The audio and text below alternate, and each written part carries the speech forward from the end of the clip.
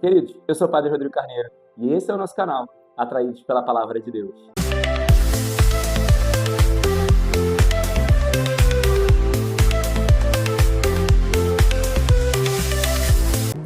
Pera aí só um minutinho, não passa ainda esse pedaço do vídeo. Eu queria dizer para você, se você ainda não é inscrito no nosso canal, faça a sua inscrição para você poder receber todo o nosso conteúdo. De maneira especial, ainda ativa o sininho, porque aí vai chegar a notificação sempre que a gente postar, para você ficar assim, será que já postou? Será que... Então, você vai saber quando a gente postar. E também, depois que você terminar de assistir esse vídeo, se você gostou do conteúdo, deixa a sua curtida, porque nos ajuda muito na nossa evangelização.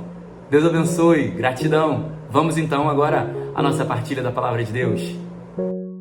Então seja muito bem-vindo ao nosso canal, a nossa experiência diária com a Palavra de Deus. Cada dia tem sido mais uma alegria para o meu coração poder partilhar a Palavra de Deus, mesmo diante de todas as situações, mas a Palavra de Deus é sempre tão maravilhosa e bondosa para cada um de nós. A Palavra de Deus é sempre resposta para o nosso coração. Digo para você que tem sido uma experiência muito frutuosa para mim também, nesse tempo de poder estudar, aprofundar, escutar a Deus sobre aquilo que Ele quer dizer para você, aquilo que cada manhã Ele quer falar ao teu coração. Então, vamos agora mergulhar nessa palavra de hoje. Hoje, sexta-feira, então, e aí nós vamos ver a primeira leitura ainda, né? Nós estamos a semana já, completando a segunda semana vendo esse relato dos Atos dos Apóstolos, a igreja começando, a igreja crescendo, as coisas começando a acontecer no universo e no ambiente da igreja. A igreja se formando nos seus primórdios. E aí nós vamos ver que hoje aparece esse homem chamado Gamaliel. Gamaliel era um sábio, era um saduceu, estava no grupo daqueles homens no conselho, era do conselho dos homens, e ele era um homem sábio.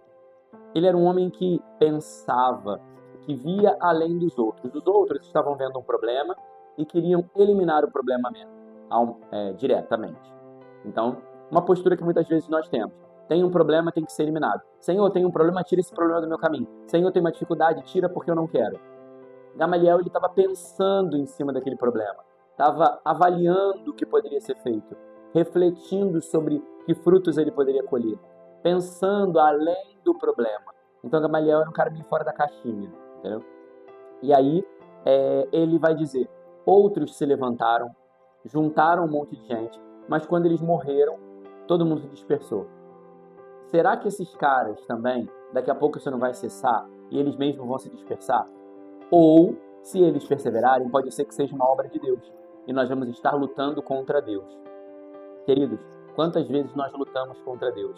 Quantas vezes nós estamos na nossa paróquia, na nossa comunidade e o padre traz uma ideia do coração de Deus para nós, mas porque é desconfortável, porque é desafiador, nós falamos mal, nós não abraçamos, nós não levamos para frente. Quantas vezes projetos de Deus surgem da boca do coordenador, da boca de alguém do nosso grupo? Quantas ideias frutuosas e maravilhosas surgem na nossa comunidade, mas a gente quer abafar porque, não, mas é fulano que está falando, não, mas não tem nada a ver isso, não, mas isso não vamos fazer. Quantas vezes nós queremos só calar os outros, não queremos abraçar desafios, porque não queremos sair da nossa zona de conforto, não queremos sair do nosso quadradinho. E olha Gamaliel olhando além da zona de conforto, olhando além da caixinha. Muitas vezes a nossa paróquia, a nossa pastoral, o nosso movimento, ele está engessado, está dentro de um quadradinho, está limitado. Mas lembra que outro dia desses aí eu falei, o Espírito Santo é livre. Nós precisamos dar liberdade ao Espírito para ele agir. A gente não pode ficar querendo viver uma pastoral, uma vida cristã engessada e quadradinha. Só na zona de conforto, só naquilo que é bom, só naquilo que eu acho que é bom. E se Deus quer nos desafiar, e se Deus quer nos levar além, se Deus quer nos fazer dar mais frutos do que estamos dando. Então nós precisamos estar abertos à vontade de Deus. Né? Nós precisamos estar abertos a fazer aquilo que Deus pede para cada um de nós. Porque, às vezes, propostas que são feitas nos nossos grupos, na nossa pastoral, são coisas que não são de Deus. E aí quando a gente começa a fazer, a coisa começa a dar tão errado que a gente, não, vamos parar. Mas às vezes tem dificuldades, mas a gente faz e dá tanto fruto. Tem dificuldade, a gente faz, mas é uma obra tão de Deus. Então não vamos deixar as contrariedades e as dificuldades pararem as obras de Deus, cessarem o mover de Deus e aquilo que Deus quer fazer no meio de nós. Para a gente não ficar atrapalhando. Quando a gente luta contra Deus, a gente atrapalha o projeto de Deus. A gente atrapalha. Quantas vezes a gente vê nas paróquias coisas maravilhosas da parte de Deus para serem realizadas, mas a gente fica dando para trás, a gente fica jogando contra, querendo contrariar. Então, cuidado para você não estar lutando contra Deus na sua paróquia. Cuidado para você não estar lutando contra Deus na sua pastoral. Cuidado para você não estar lutando contra Deus no seu movimento. Também ele vai ensinar que aquilo que é humano cessa. Só o que é de Deus dá fruto e é bem sucedido. Então, vamos abraçar aquilo que é apresentado e ver o que vai acontecer. Se for humano, não vai dar fruto, não vai avançar, não vai acontecer. Mas se for de Deus, com lutas e dificuldades, vai ser uma obra grandiosa que vai servir para a evangelização e para o anúncio. Então, se abra, se permita, vai, não pare, não deixe com que o seu conformismo pare as coisas de Deus. Também, nós precisamos entender e tomar cuidado, porque às vezes as obras humanas, elas são muito bonitas, elas são atraentes, mas aquilo que é de Deus tem cheiro de eternidade.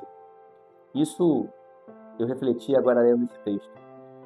Nós também temos nos acostumado a fazer eventos e obras grandiosas, faraônicas, que atraem os olhos, mas que às vezes tem pouca evangelização, tem pouco cheiro de eternidade, cheiro de céu.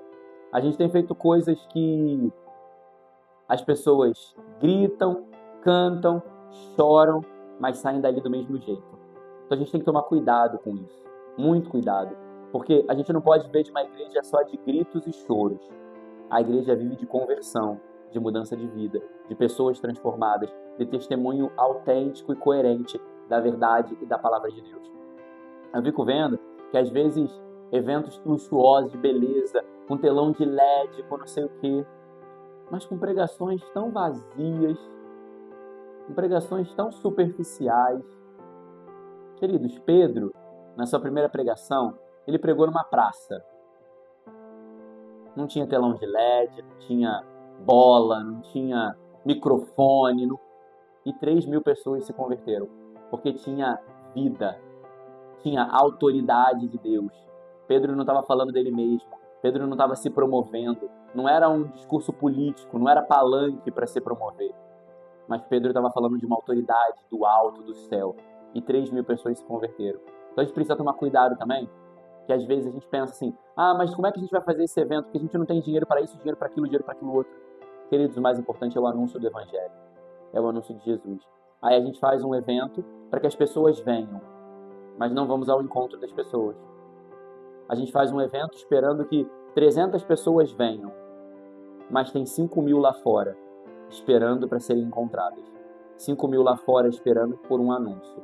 Então a gente tem que pensar também as estratégias de evangelização, prestar atenção também nas estratégias de anúncio, prestar atenção em se aquilo que estamos fazendo é só humano, é só para poder dizer minha pastoral fez, minha pastoral, só para apresentar números para o padre, ou se a gente quer evangelizar, alcançar corações e transformar vidas.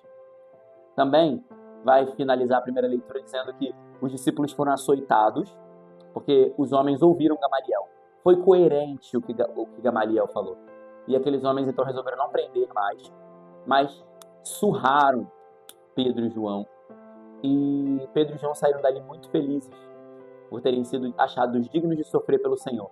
Porque eu fico imaginando Pedro e João lembrando, lá no discurso das bem-aventuranças, quando Jesus fez esse discurso, ele disse: bem-aventurados vós, quando forem perseguidos, açoitados e caluniados pelo meu nome, porque grande recompensa recebereis no reino dos céus. Então Pedro e João saíram dali muito felizes, porque já estavam preparados para receber uma recompensa que Deus daria a eles no céu.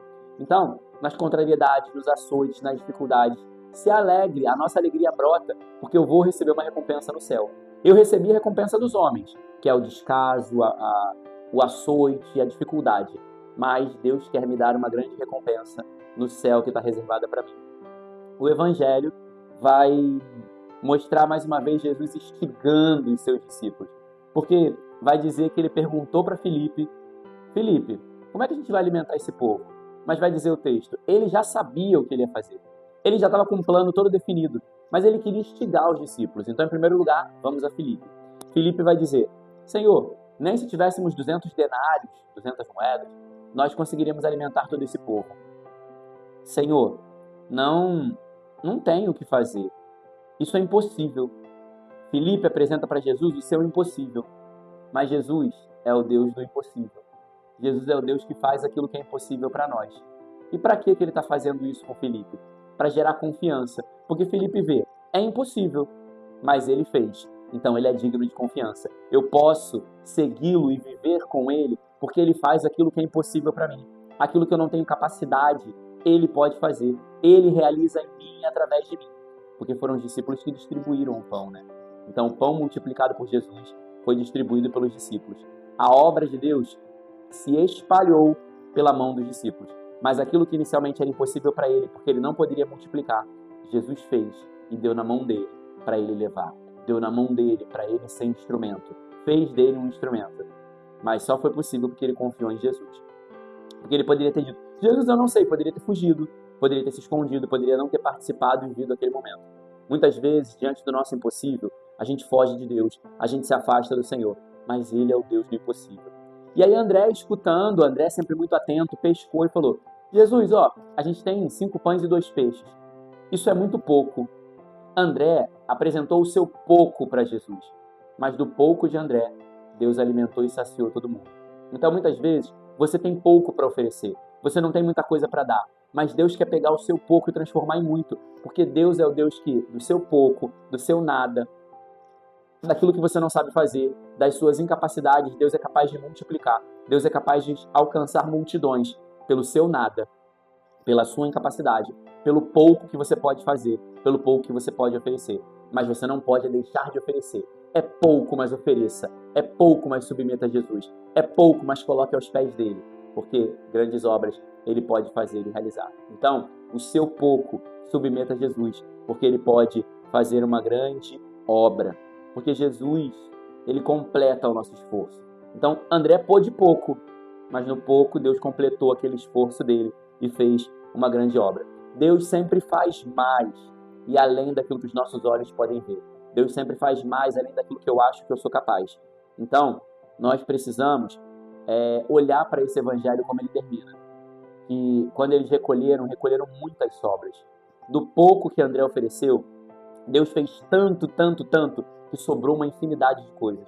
Então, ou seja, quando eu coloco o meu pouco à disposição do Senhor, Ele faz uma obra muito maior, muito além daquilo que eu posso imaginar. Então, disponha o seu nada para o Senhor.